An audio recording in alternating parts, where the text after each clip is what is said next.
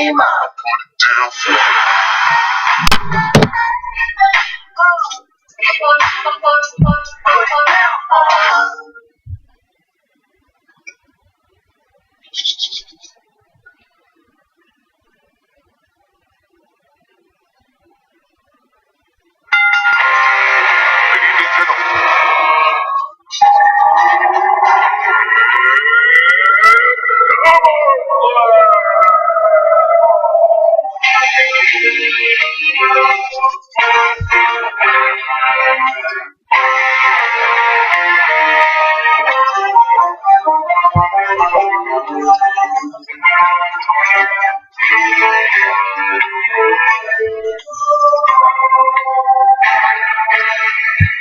What's up, YouTubers? It is your boy, X-Man, and welcome to another review for my Summerslam review series. We are on to Summerslam 2001,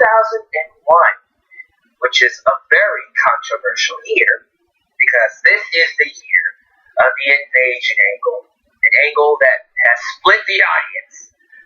Some people feel like this is one of the worst times to be watching WWF.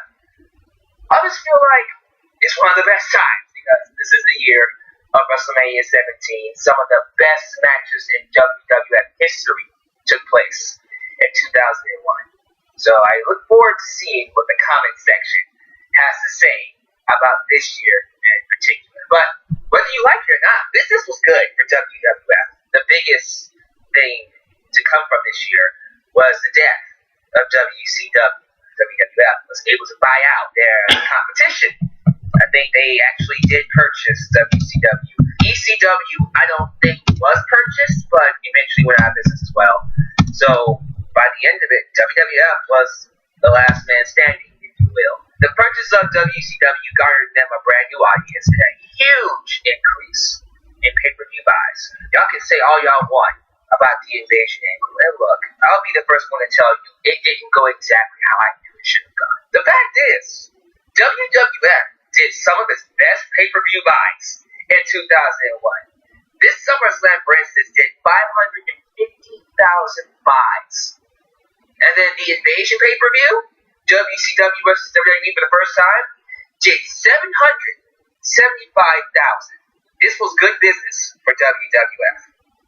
And although they were lacking some talent, I think Triple H and Chris Benoit weren't there. Both of them were out on injury.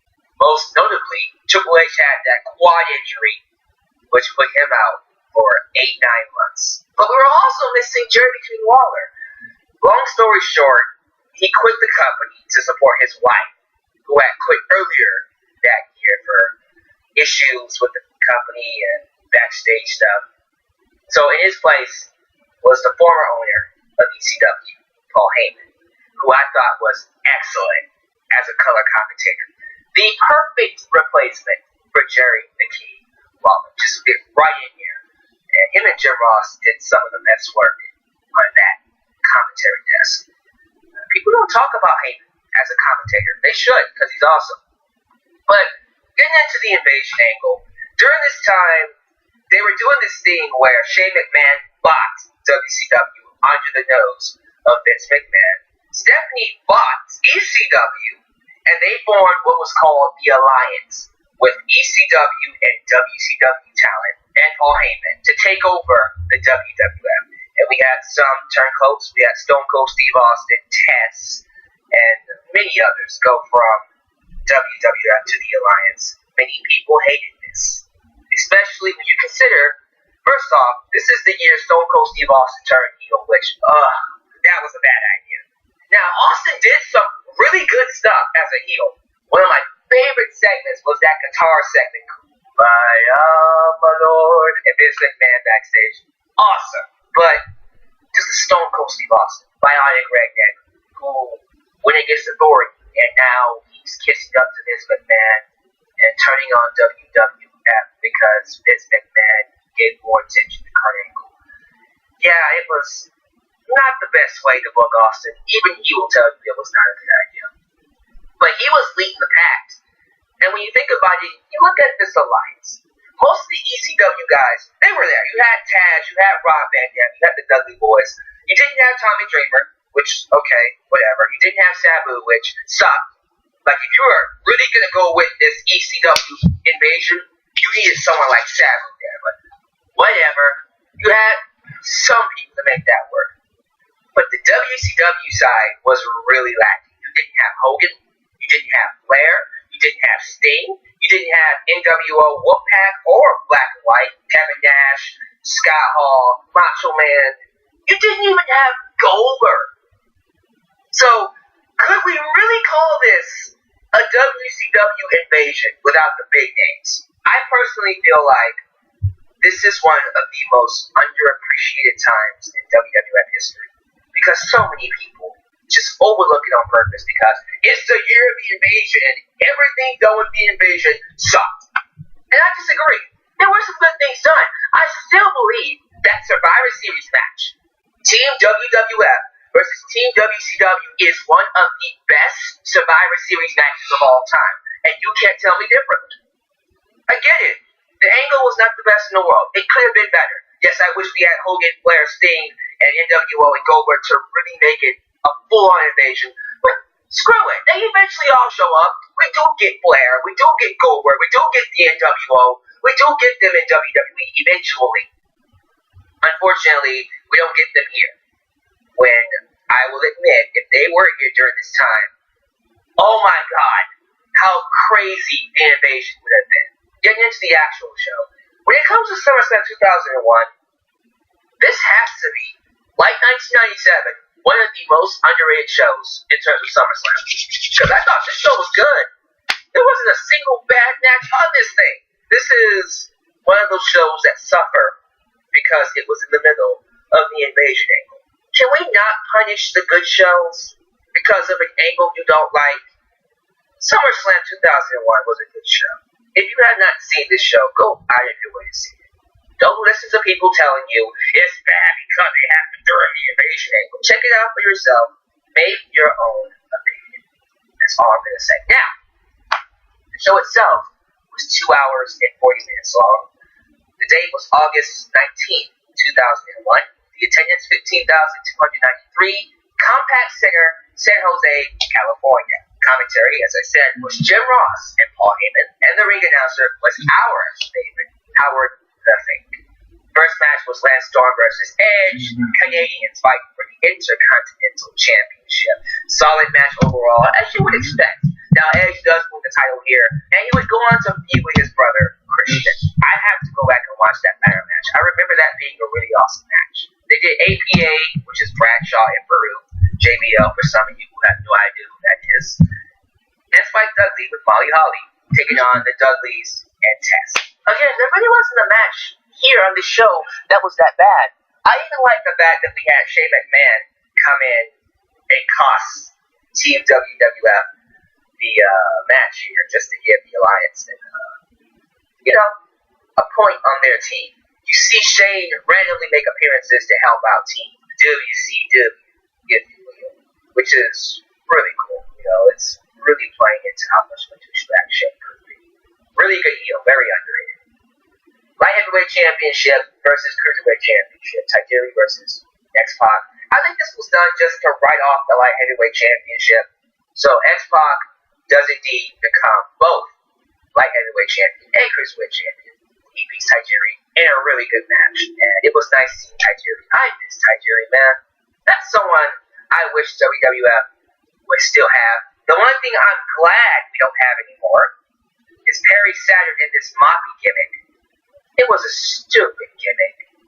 Apparently, Saturn got like a concussion, and over time, he grew to fall in love with a mop. It was a way to bury him. Literally, a way to bury him. They could have booked him a lot better. He was so awesome in WCW. And to see him come to WWF in this booking, it was one of those things where, because he was a WCW guy, they treated him like crap. And unfortunately, he wasn't one of the guys like Benoit, Jericho, and Eddie who was able to escape that WCW musk. He was basically punished for coming from the enemy team. Not as bad as DDP though, but pretty bad. Chris Jericho took on Rhino, who had Stephanie McMahon in his corner, and this was during the time Jericho and Stephanie had their little beef. Filthy, dirty, disgusting, brutal, bottom beat, trash bag, which was one of the best parts of WWF back in 2001. The stuff with Jericho and Stephanie. And Jericho was on fire. He was one of the, well, he probably was the best talker next to The Rock. Catchphrases, the entrance, the matches, this guy was tearing it down during this year. But he ended up beating Rhino, who basically had his number for the last few weeks. And that was that. Then we had a very underrated match. I cannot believe I did not talk about this match during my SummerSlam Classic Series. It's a ladder match for the WWF Hardcore Championship. It was Jeff Hardy taking on the current champ at that time, Rob Van Dam. And if there was anything good we can all agree on that came out from this invasion angle, it was Rob Van Dam. He was an instant overnight sensation once he debuted at the Invasion pay-per-view. He was one of the best parts of this show that year, and he would only get better. He had an awesome match, an amazing match with Jeff Hardy. The stuff they did in this ladder match was brutal.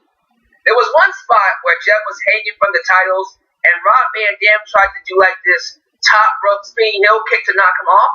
He missed. But, bro, if he would have hit that, it would be one of the craziest moments in WWF history. But he didn't get enough hype on Jeff. It was way too high. Regardless, Rob Van Dam retains in a brutal ladder match that I think you all should go see. And then we do a steel cage match involving the Brothers of Destruction, that's Kane and Undertaker, taking on DDP and Canyon. Who better than Canyon? Oh, Jesus. This angle. So, I don't even like talking about it. In 2001, WWF did this angle where someone was stalking the Undertaker's wife. They played it up as Austin or Triple H because he was currently in a feud with those guys. But it wasn't those two. Instead, it was DDP. He built this shrine of Sarah, and Sarah was Taker's wife at the time, before he met Michelle. And back then he had her name tattooed on his neck. It was Deep Love that didn't last, unfortunately. But DDP was obsessed with Sarah. He had a shrine for her, and yeah, this was not good. And it pisses me off because DDP was awesome in WCW. He was WCW's People's Champion. And you would think The Rock, WWF's People's Champion, taking on DDP, WCW's People's Champion. It never happened, which was a very big disappointment. DDP in WCW would have been awesome in WWF, but they didn't want that because he was a WCW guy. You know how they treated WCW folks? They treated them like crap because they were the enemy. I'm glad he's in the Hall of Fame now, but looking back on how bad they treated DDP, it's sickening, and he deserved better. He basically got squashed in this match. This steel cage match was a glorified squash match, where the Brothers of Destruction absolutely obliterated DDP and Canyon. They even let Canyon leave so they could spend the rest of the match destroying DDP. So not much to say about this. Your new WCW and WWE Tag Team Champions are the Brothers of Destruction. Following that was one of the best matches in SummerSlam history. WWF Championship, Stone Cold Steve Austin, the Evil Alliance Champion, taking on the American Olympic gold medalist, Kurt Angle. I've already talked about this match in length for my SummerSlam Classic Series, so not going to spend much time on this. Kurt wins by DQ because Nick Patrick screws him out of the match when he disqualifies Austin for attacking referees.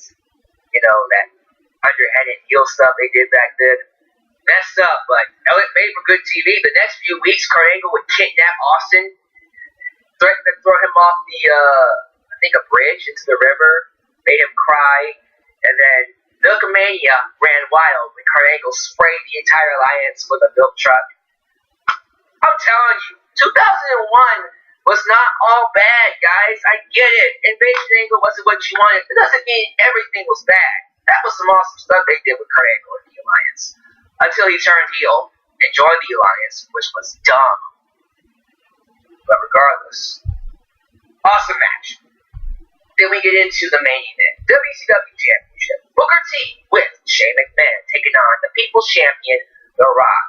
There was this angle done where The Rock was in Hollywood and he returned. Rock got screwed by Vince McMahon at WrestleMania, so he would want to get revenge on Vince McMahon.